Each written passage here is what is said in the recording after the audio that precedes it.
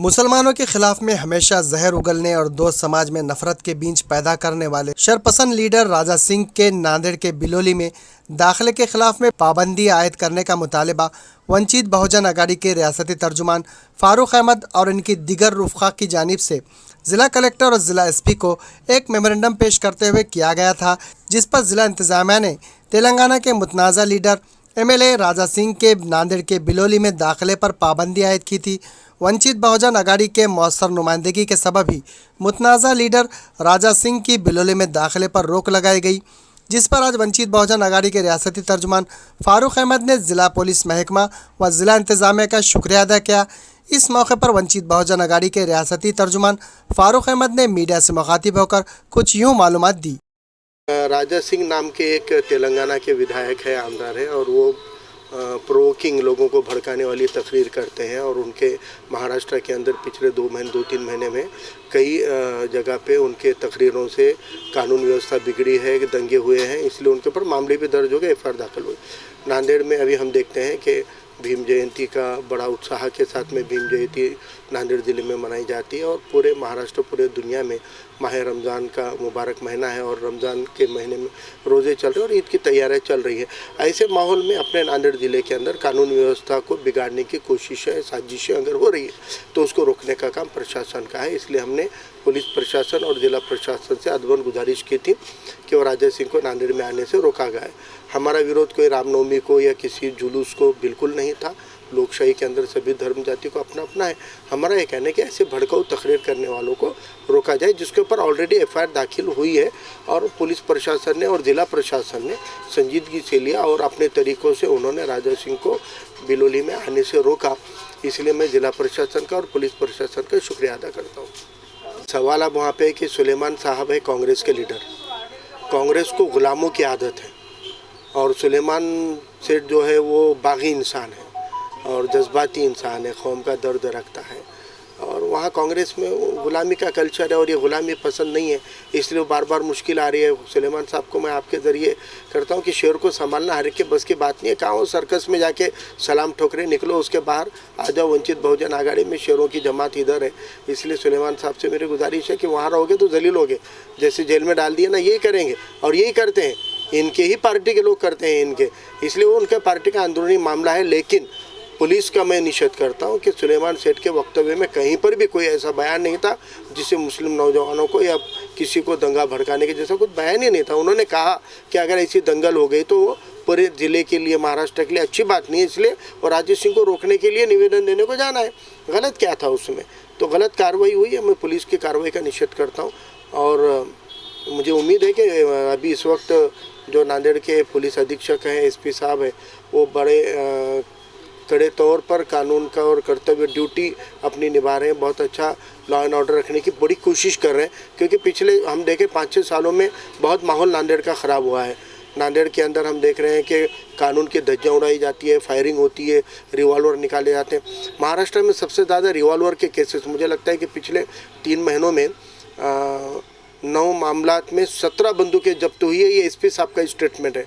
और अगर नांदेड़ में 3 महीने में अगर 9 केस होते हैं फायरिंग और उससे रिलेटेड और 17 बंदूकें और कई कारतूस जब्त होते हैं, तो आप अंदाज़ा लगाइए कि नांदेड़ को क्या बना रहे हैं, ये जंग का अड्डा बना रहे हैं क्या नांदेड़ को? तो इतना नांदेड़ का कानून व्यवस्था बहुत बिगड़ी हुई है। जब से ये नए एसपी आए ये कोशिश कर रहे हैं और हम उनको समर्थन करते हैं कि वो कोशिश करें, चाहे कोई भी धर्म जाति के लोग हो, अगर कानून व्यवस्था की बात होगी तो कड़क तौर पे उसके ऊपर काम होना चाहिए। लेकिन सुलेमान सेठ के जो कार्रवाई बिलोली में हुई है वो मुझे नहीं लगता कि एसपी साहब का उस पर नज़र पड़ी होगी, उन्होंने गौर करना चाहिए और ऐसी गलत कार्रवाई का मैं निषेध करता हूँ। बहुत है जी ऐसे दीवाने हैं, ये ना कम पढ़े लिखे लोग हैं और बचपन में घर छोड़ के भागे वाले हैं। वो कालीचरण जी के बारे में तो मैं पढ़ा कि वो अकोला ज़िले के बचपन में घर छोड़ के चले गए थे हरिद्वार में और कुछ भी पैसों से भी चुरा के भागे, ऐसे भी कहीं पढ़ा था। ये ऐसे लोग हैं ना, ये धर्म के नाम पे नहीं है, धर्म को जानने के लिए धर्म के विद्वान लोग रखते, ये भड़काने का काम करने के लिए दोनों तरफ, दोनों तबकों में भी भड़काऊ बात करने वाले जो होते हैं ना, वो समाज का हित नहीं करते। मैंने उनके तकरीर के कुछ अंश के बारे में मुझे कुछ दोस्तों के फ़ोन आए, वो बता रहे थे, मैं बोला ये हिंदू समाज को कहाँ पहुँचाना चाह रहे हैं, कहाँ लेके जाना चाह रहे हैं? अरे आज का पढ़ा लिखा हिंदू समाज इनकी बातों में झांसे में मुझे नहीं लगता आएगा। वो कौन से दुनिया में लेके जा रहे, कहाँ लेके जा रहे। और चाहे कोई भी समाज हो, तरक्की करनी चाहिए, आगे क्या देखना चाहिए, भविष्य का, अपने रोजगार बेरोजगारी ये चीज़ें मामले।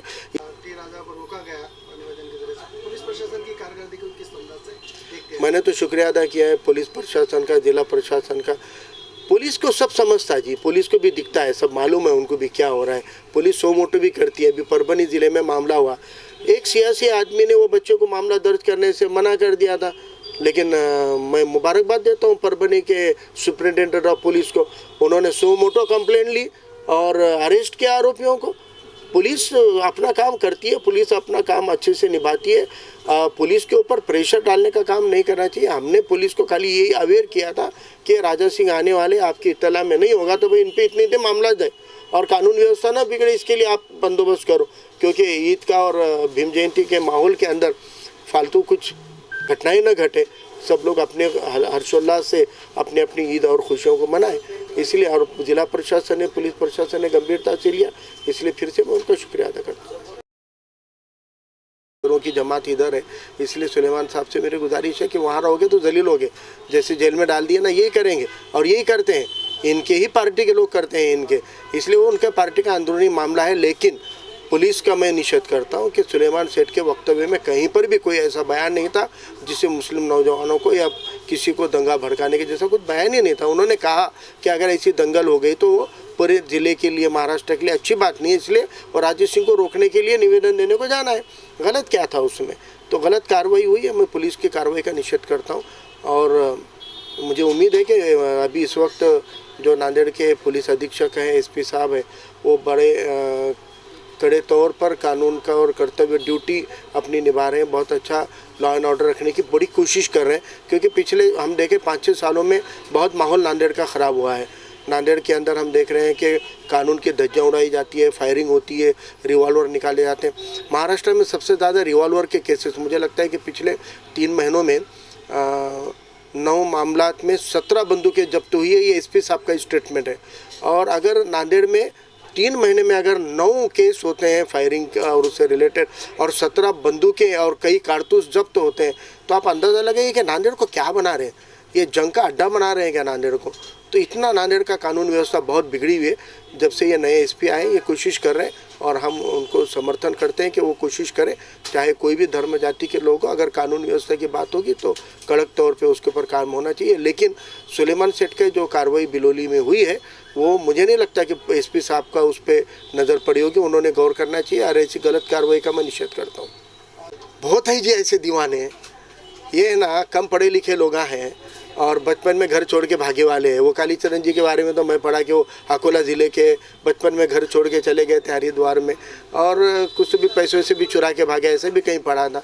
ये ऐसे लोग हैं ना, ये धर्म के नाम पे नहीं है, धर्म को जानने के लिए धर्म के विद्वान लोग रखते, ये भड़काने का काम करने के लिए दोनों तरफ, दोनों तबकों में भी भड़काऊ बात करने वाले जो होते हैं ना, वो समाज का हित नहीं करते। मैंने उनके तकरीर के कुछ अंश के बारे में मुझे कुछ दोस्तों के फ़ोन आए, वो बता रहे थे। मैं बोला ये हिंदू समाज को कहाँ पहुँचाना चाह रहे हैं, कहाँ लेके जाना चाह रहे हैं। अरे आज का पढ़ा लिखा हिंदू समाज इनकी बातों में झांसे में मुझे नहीं लगता आएगा। वो कौन से दुनिया में लेके जा रहे, कहाँ लेके जा रहे। और चाहे कोई भी समाज हो, तरक्की करनी चाहिए, आगे क्या देखना चाहिए, भविष्य का, अपने रोजगार बेरोजगारी ये चीज़ें मामले।